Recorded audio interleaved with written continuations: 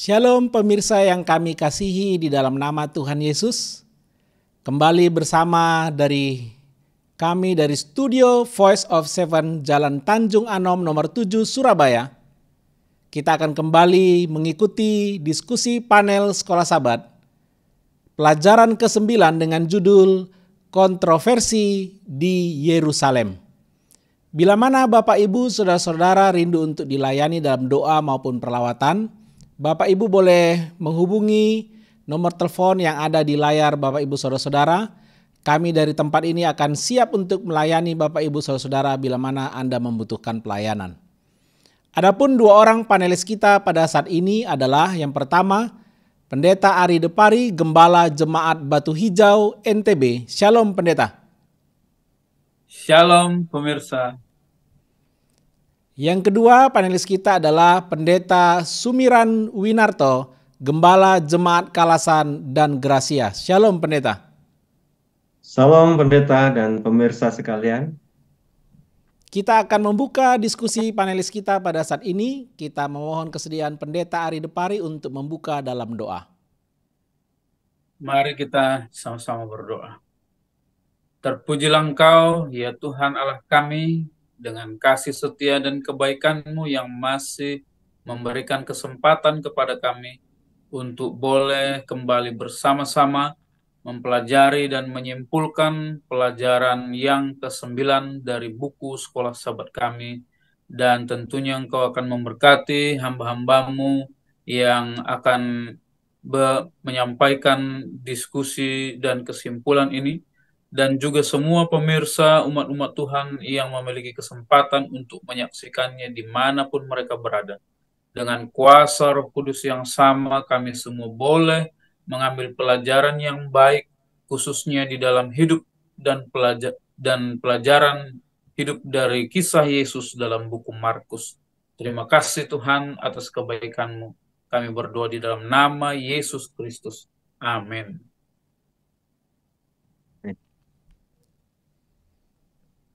Ayat inti kita untuk pelajaran ke-9, kontroversi di Yerusalem, terdapat di dalam kitab Markus, pasalnya yang ke-11, ayatnya yang ke-25. Firman Tuhan berkata, "Dan jika kamu berdiri untuk berdoa, ampunilah dahulu sekiranya ada barang sesuatu dalam hatimu terhadap seseorang, supaya juga Bapamu yang di sorga mengampuni kesalahan-kesalahanmu." Kita akan mempelajari pelajaran pekan ini di mana kitab Markus pasal 13 berisi tentang pandangan Yesus mengenai eskatologi, peristiwa-peristiwa hari-hari terakhir. Penjelasannya diawali dengan pertanyaan yang diajukan oleh murid-muridnya sebagai jawaban atas perkataannya tentang kehancuran bait suci Yerusalem. Bapak Ibu saudara yang saya kasihi, ada satu pekan terakhir yang dicatat oleh kitab Markus khususnya pasal 11. Di mana peristiwa ini adalah sebuah rangkaian kontroversi atau pertentangan antara Yesus dengan para pemimpin agama. Masing-masing ringkasan dan rangkaian ini akan membahas isu-isu penting dalam kehidupan Kristen, pengajaran Yesus, bahkan dalam situasi-situasi polemik seperti ini. Dalam Markus pasal 11, pelayanan Yesus akan berada di Yerusalem untuk Paskah, itu kira-kira antara bulan Maret sampai April. Dan di dalam kitab Markus pasal 11, kita akan melihat sedikit panjang periode dari satu pekan ini. Dan para panelis kita akan memaparkan kepada kita sehubungan dengan pertentangan-pertentangan yang dialami oleh Yesus. Sehingga kita akan memiliki sebuah pandangan ketika kita juga dihadapkan kepada dunia, ketika kita menghadapi pertentangan yang mungkin kurang lebih secara prinsip sama dengan apa yang dihadapi oleh Yesus. Kami persilakan kepada Pendeta Ari Depari untuk pelajaran hari Minggu sampai pelajaran hari Selasa. Baik, terima kasih Pendeta Beni yang sudah memberikan waktu. Di 15 menit ini saya akan menyimpulkan pelajaran dari Minggu sampai hari Selasa. Kita sudah melihat judul dan pengantar yang sudah disampaikan oleh Pendeta Beni dengan judul kontroversi di Yerusalem. Tadi Pendeta Beni sudah juga ganti kata kontroversi dengan pertentangan. Karena sebenarnya Ya, di satu sisi ini adalah kontroversi yang terjadi di saat itu, tetapi dalam perspektif kita yang sudah membaca kitab Injil, itu bukan kontroversi lagi, tapi memang itu pertentangan. Karena kalau dalam kata kontroversi berarti ada unsur masih mungkin ada pihak yang satu yang benar atau pihak yang lain. Sedangkan pertentangan ini dalam perspektif kita sudah jelas karena tentunya waktu kita belajar buku Markus ini sendiri pun ini hanya pengulangan. Ya, saya tidak percaya ini hanya pengulangan dari pengetahuan kita terhadap buku Injil tersebut. Dari kontroversi, pertentangan-pertentangan yang dihadapi oleh Yesus dengan para pemuka agama, ya ada catatan yang ditulis oleh Markus itu hampir dengan eksplisit, ya 5 kali berturut-turut. Karena sebenarnya pertentangan itu lebih banyak dari 5 hal ini, tetapi di tulisan dari Markus ini sendiri, ini dia tulis langsung berurutan karena memang dia menulisnya dalam konteks menyimpulkan kisah Injil. Bukan berarti tulisan dari Markus ini menjadi keterangan timeline atau susunan waktu. Jadi dia hanya menyimpulkan ada 5 kontroversi yang jelas-jelas kalau kita lihat di Markus 11. Ya, sebelum kita masuk ke detail dari keadaan ini, saya mau simpulkan secara singkat apa 5 kontroversi yang ditulis itu. Ya, bisa kita lihat dalam Markus 2 dan 3. Jadi bayangkan di dalam Markus 2 dan 3, di awal penulisan kitab Markus, Yohanes Markus sudah langsung simpulkan, ini loh 5 kontroversi atau pertentangan yang dialami oleh Yesus bersama dengan para pemuka agama. Ya, yang pertama waktu dia menerima seorang yang ingin atau rindu disembuhkan, tapi karena keadaan akhirnya sobat-sobat dari orang yang lumpuh ini harus menurunkan dia dari atap. Ya. Dan Yesus tidak bilang sembuh atau berjalanlah, tapi dia bilang dosamu diampuni. Jadi ini adalah kontroversi catatan Markus yang pertama yang buat orang Farisi dan semua pemuka agama ahli Taurat merasa, wah, siapa dia kok bisa mengampuni dosa? Jadi dari situ mereka sudah mulai agak greget sama Yesus. Ya. Lalu di dalam tulisan Markus selanjutnya, di mana Yesus makan di rumah seorang orang Lewi sebenarnya. Orang-orang ini orang Lewi, anak Alfeus namanya. Tapi mereka lihat orang-orang yang ikut makan di sana itu banyak pemungut cukai, banyak orang-orang berdosa kalau dalam tulisan Markus ini. Karena apa maksudnya orang berdosa yang bagaimana? Dia nggak tulis secara spesifik. Dia hanya bilang orang yang ikut makan di Alfeus itu adalah orang pemungut cukai dan orang-orang berdosa. Berarti dianggap ya ada sesuatu yang salah dengan mereka. Ya, di situ juga mereka berikan pertentangan kepada Yesus. Ya, ada jawaban Yesus yang sangat menarik. Dia bilang, justru orang sakit yang butuh tabib, bukan orang sembuh. Ya. Lalu lanjut lagi pada satu hari raya tertentu di mana semua orang berpuasa, ya, baik murid-murid Yohanes Pembaptis juga berpuasa, orang Farisi berpuasa, tapi murid-murid Yesus enggak. Makanya mereka konfrontasi lagi Yesus. Kenapa mereka nggak puasa? Mereka ambil sampel murid-murid Yesus, Yohanes Pembaptis saja berpuasa. Kenapa muridmu enggak? Saya nggak bisa ceritakan semua ya. Apa respon dari Yesus kita baca di Markus 2 dan 3. Tapi pada akhirnya pertentangan itu dijawab oleh Yesus dengan berbagai analogi yang menekankan siapa dia. Ya, intinya itu. Penekanan Yesus dalam semua jawaban itu adalah menjelaskan tentang siapa dia. Kenapa kita penting untuk belajar apa kontroversi dari Yesus dengan para pemuka agama, karena nanti semua jawabannya itu menekankan itu tentang siapa Yesus itu sendiri. Ya. Contohnya tentang murid-murid memetik bulir gandum pada hari Sabat. Itu menekankan tentang siapa Yesus, bukan, tidak ada urusannya dengan penekanan bahwa hari Sabat itu tidak begini dan begitu. Yesus nggak ada permasalahkan pengurusan Sabat di situ, tapi dia menegaskan siapa dia. Lalu yang terakhir di catatan Markus itu pada saat dia menyembuhkan orang mati di hari Sabat. Jadi yang kontroversi keempat dan kelima ini agak mirip. karena isunya adalah permasalahan tentang hari Sabat. Ya, jadi pada intinya pertentangan di Yerusalem ini, ya, pertentangan Yesus yang ditulis di Markus 2 dan 3 ini berbicara tentang bagaimana para pemuka agama yang mengaku mengerti tentang apa maksud dan kehendak Tuhan melalui tulisan-tulisan Musa, melalui tulisan para nabi, justru menjadi orang-orang yang memperdebatkan, yang mengacaukan, dan mau mengalahkan Yesus sendiri. Ya. Kenapa ini menjadi satu poin yang penting bagi Markus? Karena sebenarnya ini sudah disinggung berkali-kali di gereja kita. Ya. Jangan sampai dengan semangat kita untuk melakukan pekerjaan Tuhan tanpa bersandar kepada pengertian yang sejati untuk mengerti kehendak Tuhan, justru orang-orang yang di gereja itu yang menghalangi pekerjaan-pekerjaan Tuhan dengan perdebatan, dengan berusaha untuk tidak mendukung rencana-rencana gereja, program-program, ya. Jadi jangan pernah selalu berpikir bahwa orang Farisi ini memang agak usil ya mengganggu Yesus. Itu juga bisa terjadi kepada siapa saja.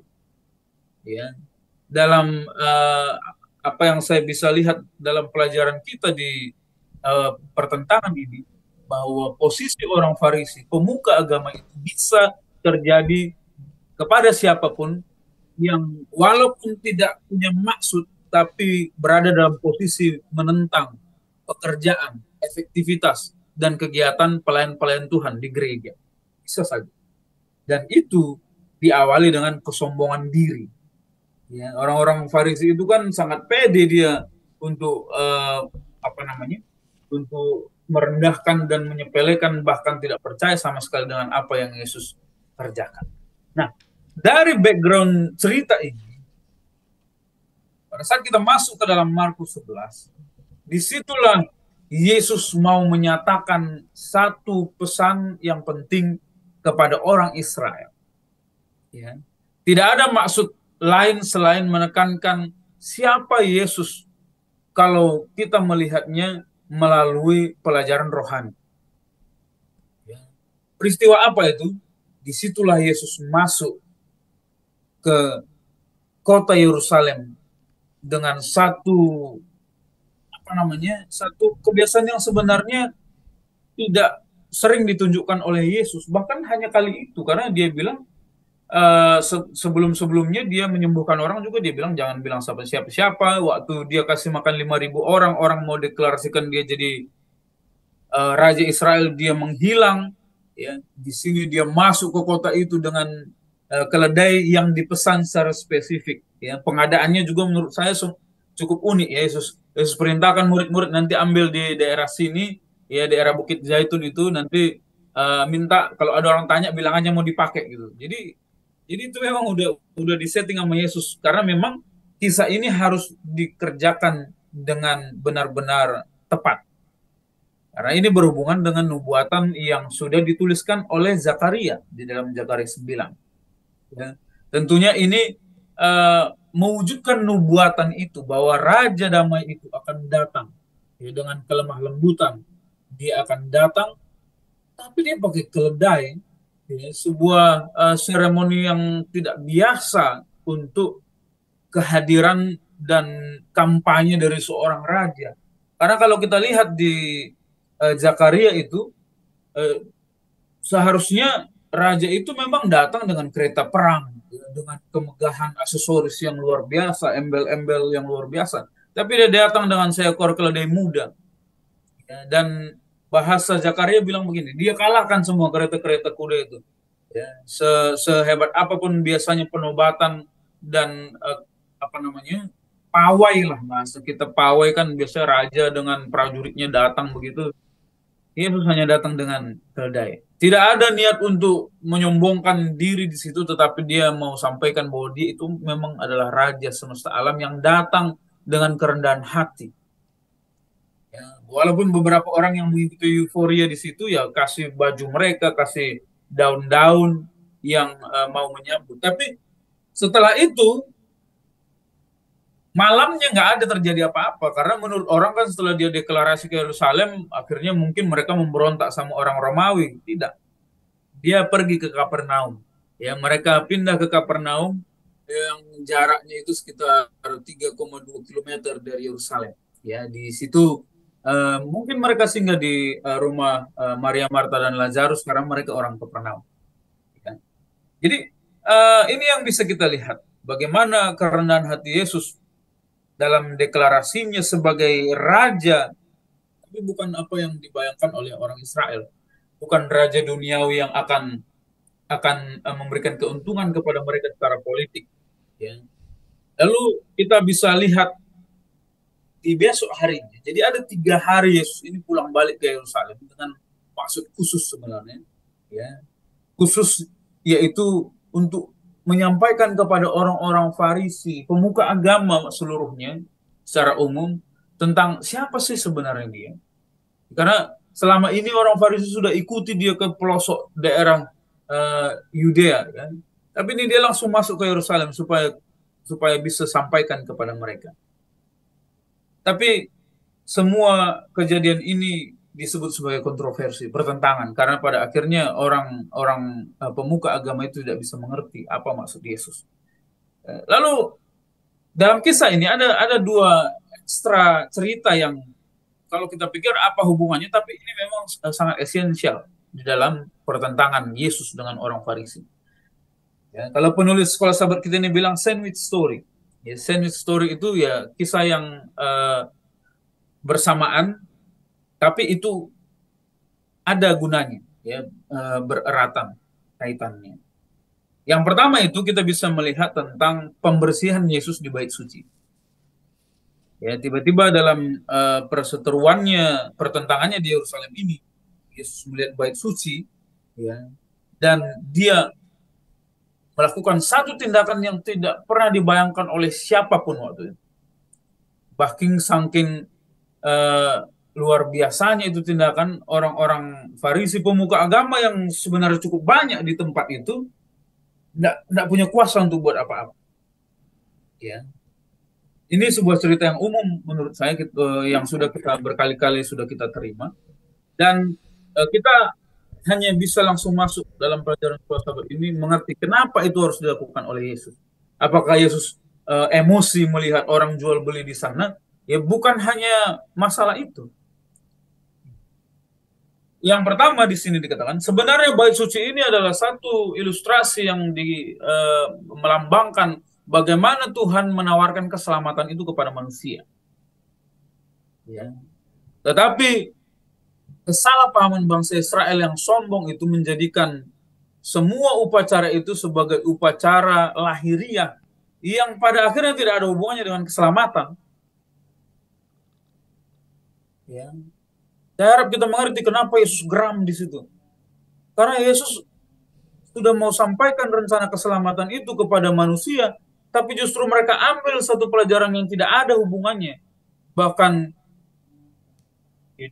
pada saat Yesus lihat sendiri itu sudah dikomersialkan begitu, sudah salah, melenceng jauh dari tujuan utama. Bahkan seharusnya bait suci itu di kitab Yesaya bilang akan dipakai oleh semua bangsa untuk berdoa kepada Tuhan. Ya rumah doa katanya bahasanya, artinya rumah penyembahan. Tapi pada saat Yesus hidup di zaman itu memang eksklusif kepada bangsa Israel. Ya, mereka nggak pernah punya pikiran untuk berikan peluang kepada bangsa lain untuk menyembah Tuhan yang mereka sembah. Bahkan mereka anggap ya orang-orang yang Gentile namanya itu orang kafir kalau terjemahan lamanya itu adalah orang yang tidak layak sejajar dengan mereka. Itu kita lihat nanti, kita sudah lihat tentunya sebelumnya di pelajaran yang ke-6. Ya. Nah, di sini kita masuk ke bagian bagaimana Yesus membersihkan bait suci itu. Ini menceritakan tentang bagaimana pada akhirnya rencana keselamatan yang diberikan yang melenceng itu juga akan diperbaiki oleh Yesus. Ya, Yesus membersihkan bait suci. Ya. Dan ini juga jadi satu pelajaran penting bagi kita bahwa karena proses ini juga sedang terjadi. Ya, kalau pelajaran sekolah sahabat kita ini hubungkan bait suci dipulihkan ini dengan pemulihan bait suci ini berhubungan dengan masa-masa penghakiman juga. Jadi cukup dalam walaupun kita tidak masuk jauh ke sana. Lalu kita masuk ke kisah pohon ara. Ya, kisah pohon ara juga sebuah cerita yang seolah random yang membuat banyak pertanyaan. Kenapa Yesus mengharapkan satu pohon untuk berbuah? Padahal memang waktu Yesus ada di situ ya belum musimnya untuk berbuah. Ya, banyak orang bilang, kenapa Yesus tiba-tiba marah-marah sama pohon yang memang nggak musimnya berbuah, tapi pada akhirnya bahkan sampai dikutuk begitu kira-kira. Ya. Dalam hal ini pohon ara ini berbicara tentang tingkah laku bangsa Israel. Ya, umat-umat Tuhan pada umumnya kalau mau direlevansikan dengan orang Kristen, orang Advent sekarang. Tentang bagaimana pohon ara itu punya suatu pertunjukan yang cukup menarik. Ya, daunnya sangat rimbun. Kita pasti sangat senang satu pohon yang hijau, daunnya hijau bagus. Ya. Tetapi dikatakan tidak bisa dimakan, nggak ada buahnya. Ya, dalam hal ini itu menggambarkan bangsa Israel dengan sistem upacara keagamaan, sistem kehidupan orang-orang pemuka agamanya, yang luar biasa. Ya. Tetapi tidak ada pekerjaan keselamatan yang mereka kerjakan, walaupun mereka seharusnya menjadi penyalur akan keselamatan itu kepada bangsa lain. Inilah alasan kenapa Yesus menolak pohon itu. Kenapa Yesus mengutuk pohon itu sampai kering? Ya, karena ini nanti dijelaskan sama Yesus. Walaupun memang penjelasan itu tidak secara eksplisit seperti yang saya sampaikan ini. Ya, tapi pada prinsipnya orang-orang yang tidak berbuah, buah dalam arti menjadi agen-agen keselamatan. Kalau bahasanya White kan kita ini harus menyampaikan kabar keselamatan kepada orang lain. Kalau orang yang mengikut Tuhan tidak menjadi agen keselamatan itu, makanya mungkin Tuhan pun akan bilang waktu dia datang, aku tidak mengenal engkau. Ya. Kan Yesus bilang dalam satu adegan, ada yang bilang, aku membaptis demi namamu, aku mengusir roh jahat demi namamu. Yesus bilang, aku nggak kenal. Sama seperti Yesus menolak dan mengutuk pohon ara. Jadi ini pelajaran pertentangan di Yerusalem ini cukup luar biasa, dalam dan praktikal untuk bisa dilihat dalam kehidupan saya. Ya, tadi seperti orang Farisi yang mengganggu Yesus, mungkin saya juga bisa mengganggu pekerjaan Tuhan secara sadar maupun tidak sadar. Bagaimana pohon ara yang tidak berbuah dikutuk oleh Yesus, ya mungkin saya pun bisa menjadi pohon ara orang-orang Kristen yang tidak berbuah. Apalagi saya beralasan ya belum musimnya. Kadang-kadang kan orang kalau belum KKR belum ada hasil jiwa begitu kira-kira, nggak musim. Harus nunggu musim dulu. Ya. Pohon ara itu kan alasannya nggak berbuah karena nggak ada musim. Poin yang Yesus mau sampaikan, orang Kristen itu harus selalu berbuah. Nggak ada alasan musim atau waktu atau keadaan. Ini memang cukup menarik ya, pertentangan ini cukup menarik. Dan terakhir perbincangan mengenai otoritas Yesus, saya pikir tidak ada hal yang terlalu dalam yang harus kita bahas di situ tentang pertanyaan apa otoritas Yesus mengacaukan sistem bait suci yang diatur pemuka agama waktu itu. Yesus tidak jawab karena ini berhubungan dengan pelajaran lanjutan nanti di Rabu dan selanjutnya yang dituliskan oleh Pendeta Sumiran tentang pertanyaan-pertanyaan jebakan. Karena mereka melihat Yesus sudah datang di Yerusalem dan memberikan pertentangan terbuka, akhirnya mereka juga coba menyerang Yesus dengan jebakan-jebakan. Yang pertama mereka tanya, apa otoritas Yesus? Kalau Yesus bilang karena dia itu adalah Tuhan secara langsung di tempat itu, mungkin ada alasan mereka langsung mengeksekusi Yesus waktu itu. Tapi kalau Yesus bilang bukan dari Tuhan, ya apa otoritasnya? Sehingga Yesus nggak langsung jawab, ya. Bukan karena Yesus melihat kondisi dan situasi, dia bilang begini, menurut kalian baptisan Yohanes itu dari Tuhan atau dari manusia? Kenapa dia ngomong begitu? Karena di masa itu hampir banyak sekali, ya kita nggak tahu, tapi saya bisa lihat dari tulisan Injil banyak sekali orang yang sudah dibaptis oleh Yohanes yang ada di Yerusalem. Makanya waktu Yesus tanya kepada orang Farisi, menurut kalian itu baptisan Yohanes itu dari Tuhan atau dari manusia? Akhirnya mereka ngumpul dulu. Ini kalau kita jawab dari Tuhan, nanti orang tanya kenapa orang-orang Farisi nggak ada yang mau dibaptis sama Yohanes Pembaptis. Karena orang Farisi belum ada yang dibaptis oleh Yohanes Pembaptis. Kalau mereka bilang dari manusia, itu akan menentang orang banyak yang sudah banyak dibaptis oleh Yohanes Pembaptis. Ya. Akhirnya mereka bingung jawab. Dan Yesus langsung ambil perumpamaan tentang ladang kebun anggur yang digarap, ya. Tetapi pada saat hamba dari yang punya ladang itu datang, mereka aniaya sampai anak yang punya ladang itu juga dianiaya.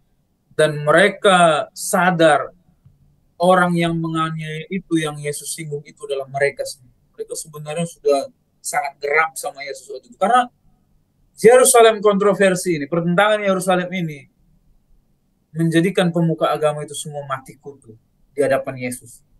Ya.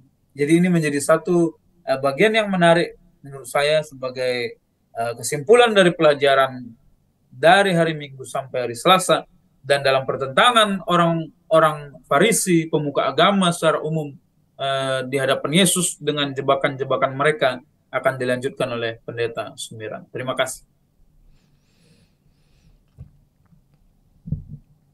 Baik, terima kasih kepada Pendeta Ari Depari yang sudah memamarkan sangat luar biasa bagi saya dan saudara. Dan tentunya itulah Markus pasal 11. Sekarang kita akan mendengarkan pemaparan dari Pendeta Sumiran untuk Markus pasal 12, pelajaran hari Rabu sampai hari Jumat. Kami persilakan Pendeta. Baik, terima kasih Pendeta Ari sudah menyampaikan. Saya akan melanjutkan.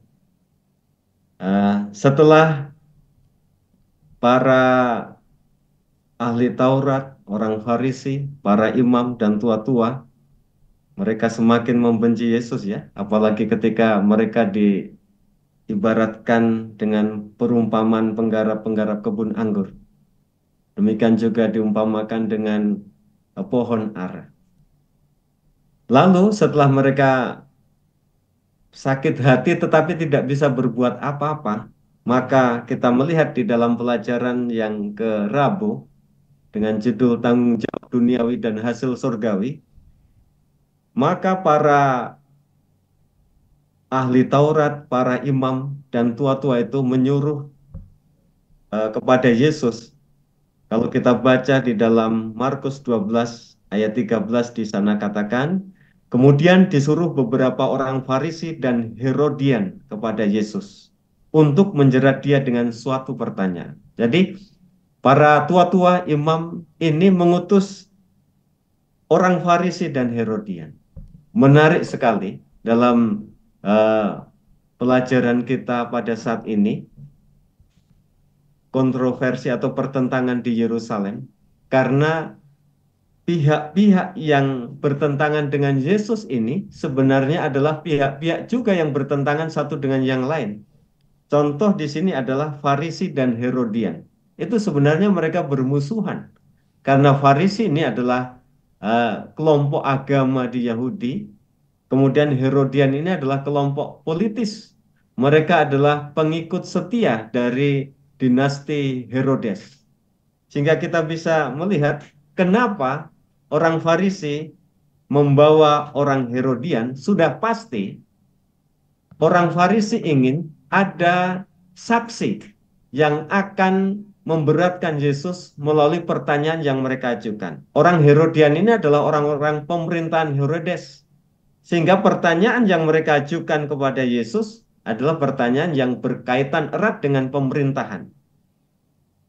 Namun sebelum orang Farisi dan Herodian ini, orang Farisi ini menanyakan yang disaksikan oleh orang-orang Herodian, orang Farisi katakan begini, "Guru, kami tahu engkau seorang yang jujur, engkau tidak takut kepada siapapun, engkau tidak mencari muka." Jadi ini adalah cara-cara dari iblis, ya, sejak semula, sejak di Taman Eden, bahwa untuk menjatuhkan seseorang mereka menggunakan sebuah pujian dahulu. Dan Yesus dipuji sebagai yang jujur, yang tidak takut kepada siapapun. pujian mereka itu tidak tulus, tetapi itu benar-benar yang menjadi milik Yesus, karakter dan sifatnya itu. Kenapa mereka katakan Yesus jujur dan tidak takut kepada siapapun? Mereka mau menjebak bahwa Yesus pun tidak takut juga dengan apa? Pemimpin Roma. Lalu pertanyaan itu disampaikan. Apakah diperbolehkan membayar pajak kepada kaisar atau tidak? Haruskah kami bayar atau tidak? Nah, ini sebuah pertanyaan yang ingin menjerat Yesus. Dari pertanyaan ini sebenarnya ada hal yang ingin didapatkan oleh orang Farisi yang disaksikan nanti orang Herodian. Kalau Yesus katakan tidak usah bayar pajak, wah sudah pasti kena. Ada orang Herodian di situ dan tentara Roma, pemerintah Roma pasti akan apa? Menganggap Yesus sebagai seorang pemberontak. Tetapi ketika Yesus nanti katakan bayarlah pajak, oh berarti Yesus ini tidak takut sama Tuhan. Dia takutnya hanya sama apa? Pemerintah. Nah, berarti dia apa? Menghina Tuhan. Itulah yang diharapkan dari orang Farisi.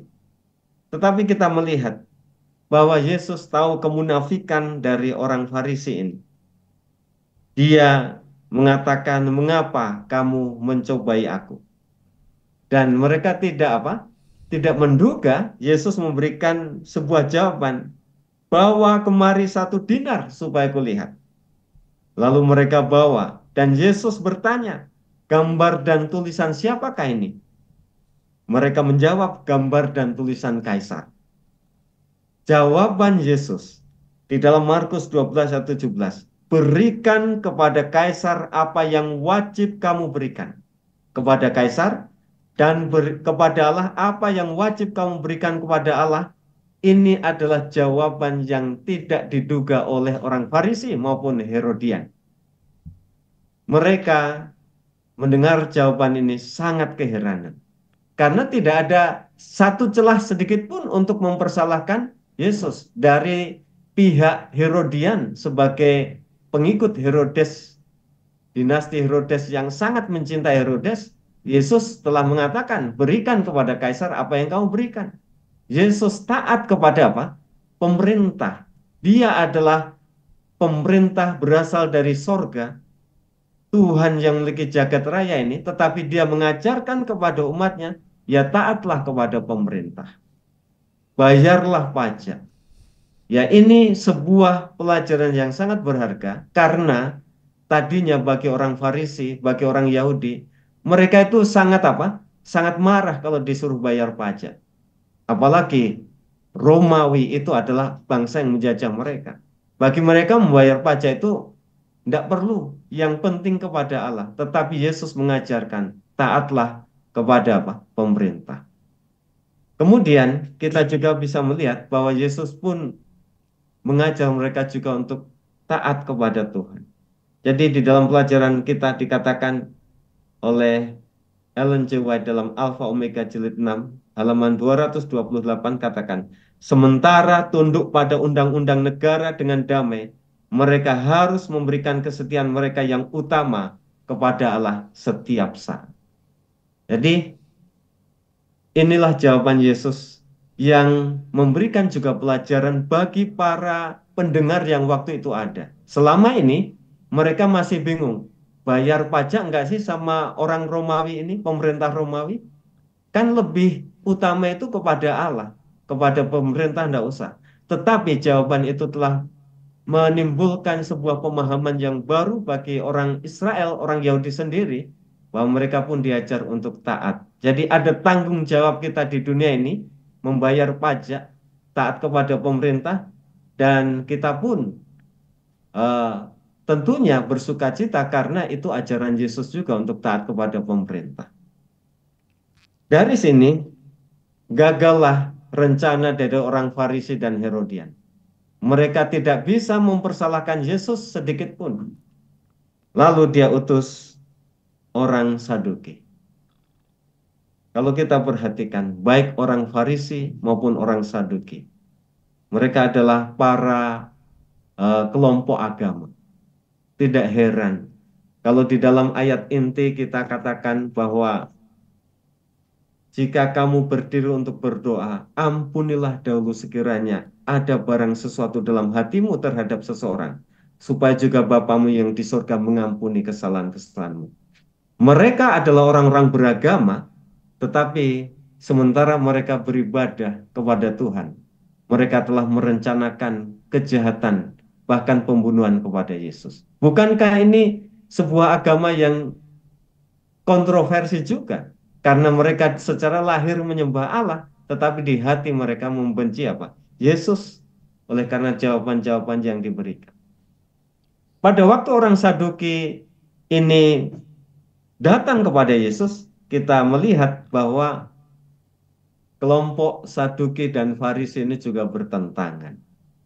Mereka tidak akur, tidak kompak, karena salah satu doktrin yang mereka miliki itu sangat bertentangan. Orang Farisi percaya akan kebangkitan, sementara orang Saduki tidak percaya akan kebangkitan. Orang Farisi itu menunjukkan agama secara lahiriah dan adat istiadat. Orang Saduki sangat menentang adat istiadat Yahudi. Mereka mengambil apa? Sebagian Alkitab untuk mereka pelajari. Dan ketika orang Saduki ini mau datang kepada Yesus, orang Saduki ini juga adalah kelompok dari apa? Kelompok dari para imam juga ya. Jika kita melihat mereka juga bagian dari imam. Kalau kita baca di dalam Markus 12 ayat 18, datanglah kepada Yesus beberapa orang Saduki yang berpendapat bahwa tidak ada kebangkitan. Lalu mereka bertanya, Guru, Musa menuliskan perintah. Jika seorang yang punya saudara laki-laki mati dengan meninggalkan seorang istri, tapi tidak meninggalkan anak, saudaranya harus kawin dengan istrinya dan membangkitkan keturunan bagi saudaranya itu. Lalu mereka mulai apa? Membuat sebuah cerita. Ada 7 bersaudara.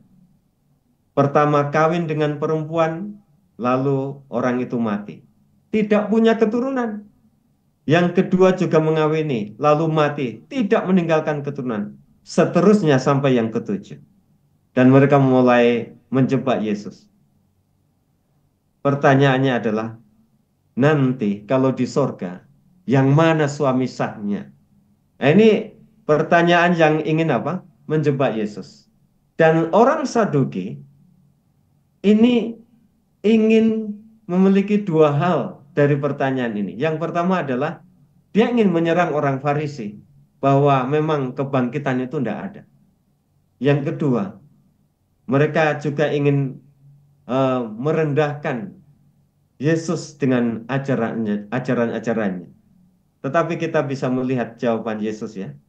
Dikatakan di dalam Markus 12 ayat 24, jawab Yesus kepada mereka, orang-orang Saduki ini, kamu sesat, justru kamu tidak mengerti kitab suci maupun kuasa Allah.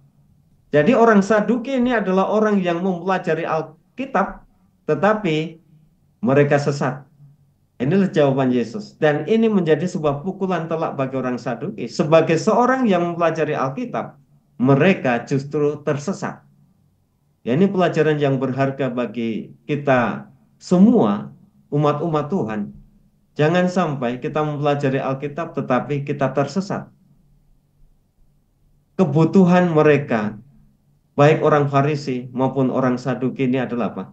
Pertobatan dan kuasa Roh Kudus yang membuat mereka bisa mengerti akan kitab suci. Tetapi mereka menggunakan apa? Hikmat dan pikiran mereka sendiri. Yesus katakan bahwa orang bangkit dari antara orang mati itu tidak akan kawin dan dikawinkan. Tetapi mereka akan hidup seperti malaikat di sorga. Jadi orang Saduki berpikir, kalau orang hidup di dunia ini, di dunia yang fana ini ada darah dan daging, berarti kalau dia bangkit, dia pun harus punya darah dan daging. Itulah pemikiran orang Saduki. Tetapi Yesus katakan, kalian sesat. Di sorga tidak ada apa? Perkawinan. Orang akan hidup seperti malaikat. Kita bisa belajar dari pelajaran ini. Bahkan Yesus memberikan jawaban, akulah Allah Abraham, Allah Ishak, dan Allah Yakub. Yesus bukan Allah orang mati, melainkan Allah orang yang hidup. Dan Yesus katakan kepada orang Saduki, kamu benar-benar apa? Sesat.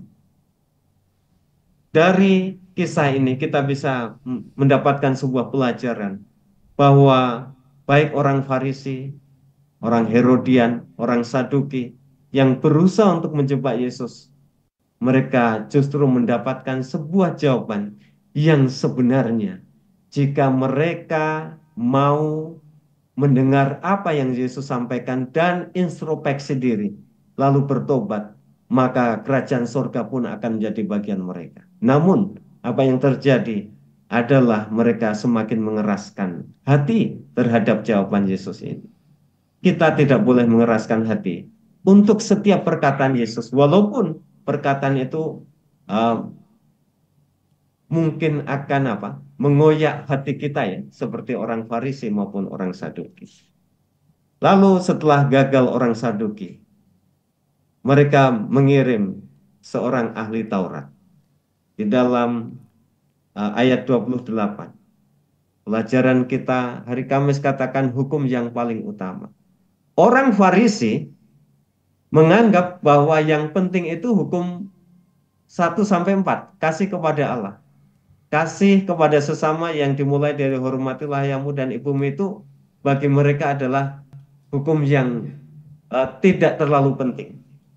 Sehingga ahli Taurat ini ketika mendengar Yesus dan orang-orang Saduki bersoal jawab, Yesus menjawab dengan tepat dan dia pun bertanya, Guru, hukum manakah yang paling utama?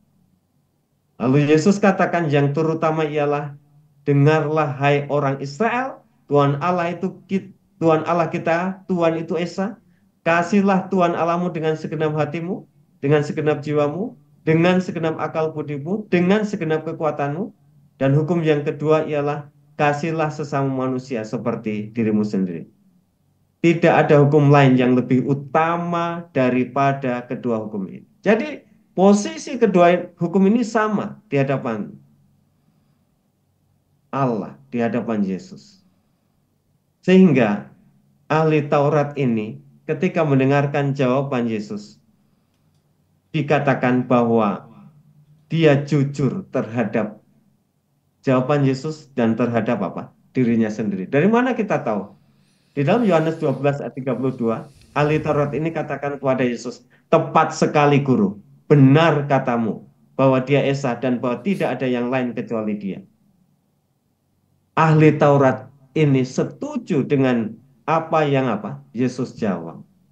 Lalu kita melihat Yesus pun menghargai sang ahli Taurat ini. Yesus melihat bagaimana bijaksananya ahli Taurat itu, dan Yesus berkata kepadanya, engkau tidak jauh dari kerajaan Allah. Engkau tidak jauh dari kerajaan Allah. Ini bukan berarti ahli Taurat ini sudah di dalam kerajaan Allah. Engkau tidak jauh. Yang diperlukan mereka adalah mereka harus percaya kepada Yesus. Bukan hanya melihat Yesus sebagai seorang guru. Mereka harus percaya kepada Yesus lebih dari seorang guru. Mereka harus bertobat atas setiap pertanyaan dan jawaban yang dijawab oleh Yesus. Harusnya mereka bertobat. Ketika mereka mendengarkan ilustrasi-ilustrasi yang sudah disampaikan tadi di pelajaran awal, mereka seharusnya tidak sakit hati, tidak mengeraskan diri, mereka harus bertobat. Itulah kebutuhan mereka. Tetapi justru mereka semakin sakit hati dan membenci Yesus. Jadi kita boleh belajar bahwa agama yang Yesus mau tekankan kepada orang Farisi, orang Saduki, ahli Taurat adalah agama yang lengkap seperti jawabannya. Lengkap itu adalah agama yang mengasihi Allah dan mengasihi sesama manusia. Seperti salib, itu ada dua garis ya, vertikal dan horizontal. Jadi agama yang seutuhnya adalah ketika kita mengasihi Allah, Tuhan akan menolong kita untuk bisa mengasihi sesama kita. Demikian dari saya, Pendeta Benny. Baik, Terima kasih Pendeta Sumiran untuk penjelasan yang sangat jelas bagi kita semua. Baik pemirsa yang kami kasihi dimanapun berada saat ini, demikianlah pelajaran kita. Tentunya kita rindu untuk mendengarkan closing statement dari para sumber kita, para panelis kita. Yang pertama dari Pendeta Ari Depari. Kami persilakan Pak Pendeta.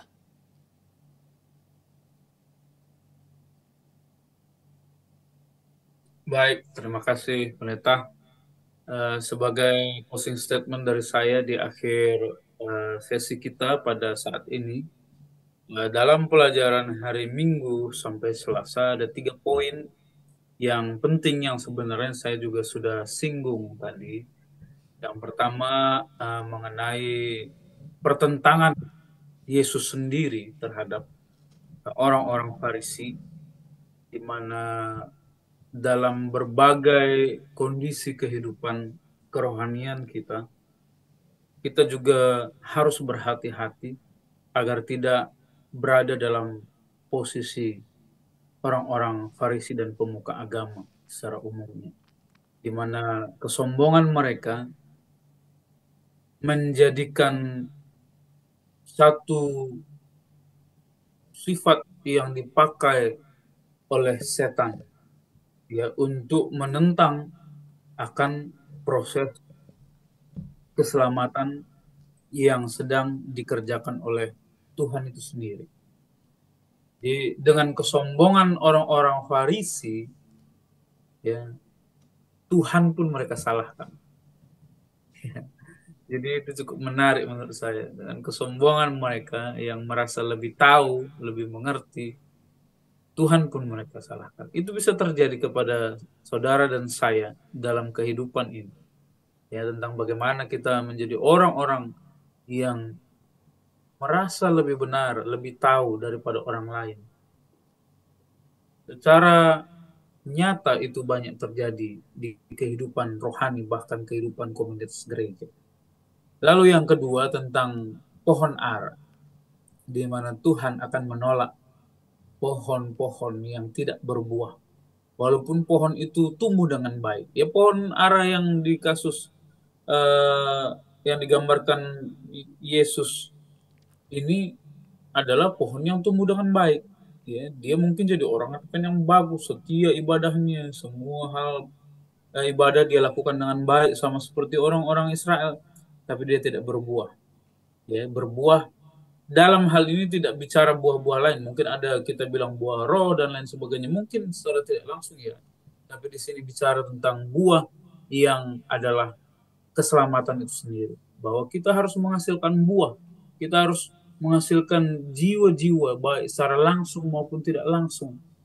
Ya, karena jika tidak, tentunya mungkin kita adalah pohon ara yang terkutuk, ya kering, ya, dan ditolak oleh Yesus. Dan yang terakhir, kita juga harus ingat sebagai perumpamaan yang disampaikan oleh Yesus tentang ladang kebun anggur itu. Ya. Jangan sampai kita juga menjadi penggarap-penggarap yang tidak tahu diuntung. Ya, bagaimana kalau dalam cerita Yesus itu sudah dikirim nabi, ditolak sama mereka. Dikirim Tuhan sendiri datang, ditolak sama mereka. Di zaman sekarang ini bagaimana? Ya, kita harus menghargai semua orang-orang yang memiliki otoritas yang dikirim oleh Tuhan untuk membantu kita dalam kerohanian, baik itu para pemimpin gereja, ya, para pendeta, ya, selama mereka membawa di dalam nama Kristus dan kebenarannya, kita harus menerima mereka, walaupun kadang-kadang ada hal-hal yang tidak bisa kita mengerti, ya, tapi kita tidak memiliki kesombongan seperti orang Farisi yang menganggap mereka salah, bahkan membenci mereka. Ini menjadi closing statement. Dan pertentangan Yerusalem ini harus menjadi pelajaran penting dalam aplikasi kehidupan kita. Terima kasih. Baik, terima kasih Pendeta Ari. Kami silakan Pendeta Sumiran. Baik, apa yang telah kita pelajari memberikan sebuah hal penting dalam kehidupan kita, bahwa seperti orang Farisi, orang Saduki, para ahli Taurat, mereka menganggap bahwa kewajiban kepada Allah itu segala-galanya. Jadi kepada sesama, kepada pemerintah tidak perlu. Karena itu yang terpenting. Tetapi kita boleh belajar dari pelajaran ini bahwa tidak seorang pun dapat hidup sesuai dengan hukum Allah tanpa melayani orang lain. Salib adalah sebuah tanda bahwa kasih kita kepada Allah secara vertikal dan kasih kita kepada sesama horizontal adalah sebuah agama yang lengkap yang harus kita kerjakan. Yang satu dilakukan yaitu mengasihi Allah, tetapi yang lain pun harus dilakukan untuk mengasihi sesama manusia. Kemudian Yesus dikatakan menunjukkan betapa jijik pemandangan matanya, kepura-puraan yang sia-sia. Orang yang berbuat dosa terang-terangan tidak lebih besar kesalahannya kalau dibanding dengan seorang yang mengaku menyembah Allah tapi tidak mengeluarkan buah bagi kemuliaan nama Tuhan. Jadi ini menjadi sebuah amaran penting bagi umat Tuhan saat ini bahwa kehidupan kita harus kehidupan yang melayani Allah dan manusia sesama kita. Kehidupan kita adalah kehidupan yang mengeluarkan buah untuk memuliakan Tuhan dalam kehidupan kita. Tuhan memberkati. Amin. Baik, terima kasih kepada kedua panelis kami yang sudah menjadi narasumber untuk diskusi panelis Sekolah Sahabat kita pada saat ini. Bapak Ibu Saudara yang kami kasihi, Tuhan Yesus juga rindu membersihkan bait suci hati kita untuk menjauhkan kita dari segala keinginan dunia dan juga dosa-dosa dalam hidup kita. Tuhan Yesus juga rindu agar kiranya saya dan saudara mau mengakui Dia dan otoritas pengajarannya. Demikianlah diskusi panel Sekolah Sahabat kita pada saat ini. Kita akan tutup melalui doa oleh hambanya Pendeta Sumiran Winarto. Kita bersatu dalam doa. Bapa, pada saat ini Tuhan, sementara kami telah mempelajari firman-Mu melalui pelajaran Sekolah Sahabat yang ke-9, pertentangan di Yerusalem.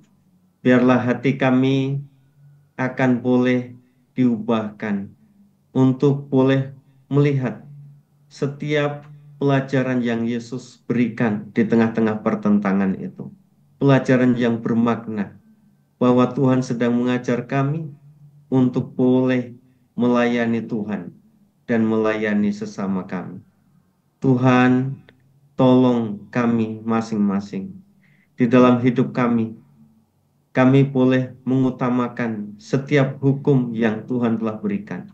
Kami boleh melayani dan memuliakan nama Tuhan di dalam kehidupan kami. Kiranya kuasa Roh Kudus Tuhan dan pertobatan setiap saat yang Tuhan ingin lihat di dalam kehidupan kami akan menjadi bagian kami semua. Firman Tuhan pada saat ini biarlah akan mengubahkan hati kami untuk boleh semakin mengasihi Allah dan mengasihi sesama kami untuk kemuliaan nama Tuhan. Terima kasih Bapa, ampuni dosa pelanggaran kami. Di dalam nama Yesus Kristus kami berdoa. Amin. Amin. Baik pemirsa, demikianlah diskusi kita. Sampai bertemu di diskusi panel Sekolah Sahabat berikutnya. Tuhan Yesus memberkati. Tuhan berkati.